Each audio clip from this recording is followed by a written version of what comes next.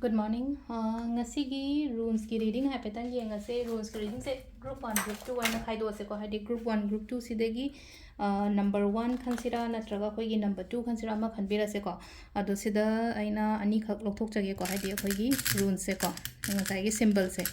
adugi matungina amai toroga karamba hadi number 1 da karamba symbol lake number 2 da karamba symbol lake habada yeminar se ko ahamba laiba symbol se ko silere ko number 1 gina duga number 2 gina silere ko first laiba symbol se yoina haragadi thabak chatpa khotpa matamda hai tare ko ngasi se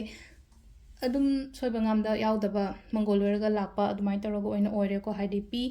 protection ishorna protect tawbibani khangde aina ningjariba ishor sena ko haidi ngakpiba senbiba harasine ko mai taraga adu lai ko ahambagi haidi runes ki meaning se ko ani shuba sina amuk leina ko aina chatluba aina changuba mafamda haidi mi singsina haidi phajana tawbirakpado mateng bu oiro welcome bu oiro ko